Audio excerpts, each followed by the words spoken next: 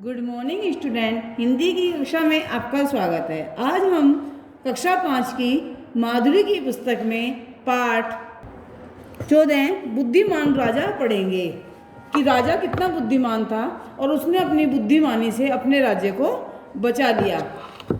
सैकड़ों वर्ष पुरानी बात है। चीन में एक निर्दयी राजा राज्य करता था। वह अपनी प्रजा पर तरह तरह के अत्याचार करता था। उन्हें परेशान करता था। उसके महामंत्री ने उसे राज्य को बढ़ाने की सलाह दी। महामंत्री की सलाह उसे ठीक लगी। उसने सेना में सैनिकों की भर्ती प्रारंभ कर दी। कुछ ही समय में उसके पास विशाल सेना इकट्ठी हो गई। उसने सेना को आसपास के पड़ोसी राज्यों पर आक्रमण करने का आदेश दिया। विनाश और हिंसा से बचने के लिए पड़ोसी राजाओं ने बिना लड़े ही हार मान ली। कुछ राजाओं ने सोचा कि बिना बात प्रजा मारी जाएगी, तो उन्होंने बिना युद्ध किए ही हार मान ली। उन्होंने विजयी राजा को धन और सैनिक उपहार में दिए। एक पराजित राजा ने उसे भारत के कलिंग प्रदेश की समृद्धि के विषय में बताया। उसने कहा कि भाई हमारे भारत देश की उसने बहुत ज़्यादा प्रशंसा कर दी। उसने अपनी सेना को भारत की ओर कूच करने का आदेश दिया। तो उस राजा ने अपनी सेना को भारत की तरफ जाने के लिए आदेश कर दिया कि जाके वहाँ जाकर युद्ध करो। उसकी सेना नदी नाले समुद्र पार करती छोटे बड़े राज्यों को रौंदती हुई आज के सिंगापुर तक पहुँच गई। जो विदेश में आज सिंगापुर है वो वहाँ तक आ गई थी। सिंगापुर हमसे ज़्यादा दूर नहीं है। उसने वहाँ पड़ाव डाल दिया। वहाँ नौकाओं, जहाज़ों तथा अस्त्र शस्त्रों का निर्माण शुरू कर दिया। भारत के कलिंग प्रदेश के विषय में जानकारी प्राप्त करने के लिए उसने चारों दिशाओं में दूत भेज दिए। उसने जो अपने दूत होते हैं, सैनिक जो होते हैं, वो भेज दिए कि पता लगाओ भारत यहाँ से कितनी दूर है। कलिंग के राजा को भी इस आक्रमण के बारे में जानकारी मिली। उसके पास प्रशिक्षित सेना थी। प्रशिक्षित सेना, निपुण सेना, जिसके पास सब कुछ उसे आता हो।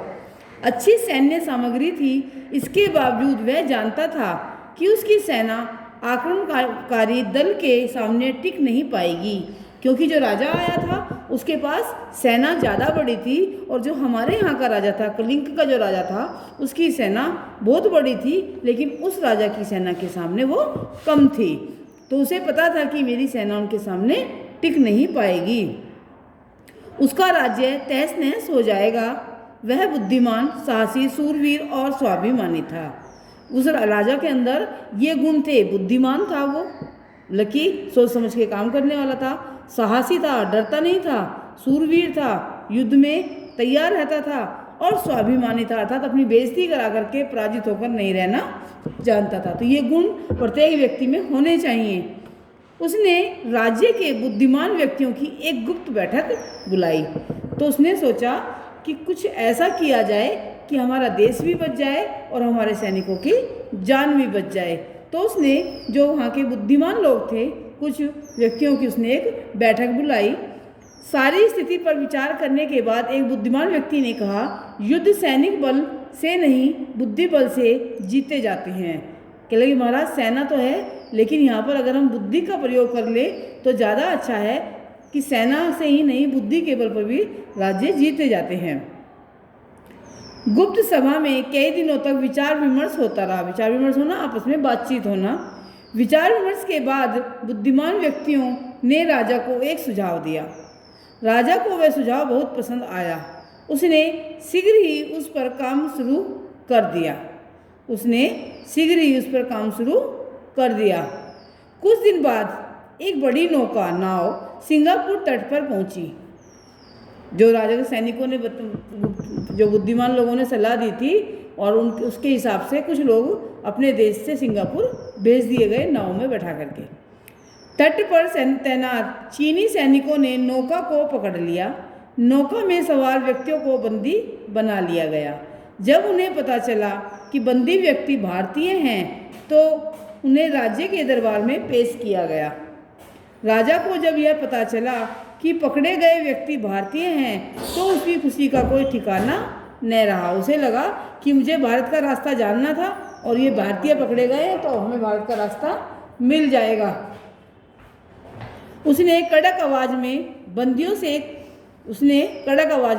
बड़े कड़कता से उसने पूछा, कड़क आवाज़ से कहा, भारत जाने की दिशा और सही रास्ता बताओ, यदि नहीं बताया तो सिर धड़ से अलग कर दिए जाएंगे। सभी बंदी वृद्ध थे, जो उसमें नाव में बैठकर आए थे, वो सभी जो लोग थे वो बूढ़े थे, वृद्ध थे। उनमें से एक ने बिना किसी भय से कहा, महाराज, भारत का रास्ता बताने में हमें कोई आपत्ति नहीं है। हमारा देश में जाओ आप, हमारे देश की जानकारी आपको चाहिए तो हमें बताने में कोई आपत्ति नहीं है, हम आराम से बता देंगे। आप हमारे प्राण ले लें तो भी हमें कोई अंतर नहीं पड़ता। इस जन्म में तो हम अपनी मातृभूमि कभी नहीं देख सकेंगे, क्योंकि हम तो अपने देश को छोड़कर आ गए हैं, यहाँ तक अब पहुँचे हैं, और अब हमने इस ज़िंदगी में तो हमें अपना देश कहीं देखने को मिलेगा नहीं। तो चाहे तुम मार दो, चाहे हमें हमारा जीवन आने वाला समय मार देगा, तो हमें कोई फर्क नहीं पड़ता। इतना कहकर वह और उसके साथी जोर जोर से रोने लगे। उनको रोता देखकर राजा सोच में पड़ गया कि रो क्यों रहे हैं। उसके रोने का कारण पूछने पर उन्होंने बताया, वो रोने लगे तो राजा ने पूछा, भाई तुम रो क्यों रहे हो? तो उन्होंने कहा, हमारा देश यहाँ से बहुत दूर है, हमारा देश यहाँ से बहुत दूर है। अपने देश से जब हम सिंगापुर देखने के लिए चले थे तो हम जवान थे, जब हम, क्योंकि नाव में कैसे लोग थे, बूढ़े लोग थे। तो कह रहे हैं कि महाराज, जब हमें कहने लगे, हम जब लड़के से थे कि चलो सिंगापुर घूम के आते हैं, तो हम जवान लड़के वहाँ से चले थे और सिंगापुर पहुँचते पहुँचते हम बूढ़े हो गए। यहाँ पहुँचते पहुँचते हम बूढ़े हो गए, हमारे अनेक साथी रास्ते में मर गए। वृद्ध ने, बूढ़े ने अपने थैले में से सुइयाँ निकाली और कहने लगे, देखो महाराज, जब हम चले थे तो ये लोहे की छड़ें थी, ये लोहे के सरिये थे मोटे मोटे। वर्षों की यात्रा में समुद्री हवा और पानी में गलते गलते ये सुइयाँ मात्र रह गई। देखो ये कितनी पतली पतली सुई बन गई हैं, ये मोटे मोटे सरिये थे। दूसरे वृद्ध ने अपनी टोकरी में से एक सूखा फल निकाला और दिखाते हुए कहा, महाराज देखिए, हम इस फल के बीज यहाँ के राजा को भेंट करने के लिए लेकर चले थे। रास्ते में ही बीज वृक्ष बन गए, वृक्ष भी निकल आए, फल भी निकल आए, फल भी रास्ते में ही सूख गए। राजा ने वृद्ध बंदियों को छोड़ने का आदेश दिया। राजा ने कहा, इन्हें छोड़ दो। उसके बाद उसने अपने सहयोगियों से विचार विमर्श करके कहा, यदि भारत इतनी दूर है तो वहाँ तक पहुँचते पहुँचते हमारे सैनिक बूढ़े हो जाएंगे, बहुत से रास्ते में ही मर जाएंगे। यदि हम भारत तक पहुँच गए तो वापस लौटते हुए सब मर जाएंगे, इसीलिए हमें अब वापस लौट जाना चाहिए। और वो राजा बिना युद्ध करे ही वहाँ से वापस चला गया। बुद्धिमान व्यक्तियों के सुझाव से कलिंग बच गया। उन्होंने ही राजा को यह सुझाव दिया था कि नौका पर सुइयाँ, पके फल और 60 वर्ष से ऊपर के वृद्धों को सिंगापुर भेजा जाए। सच बुद्धि बल से बड़ा कोई बल नहीं है।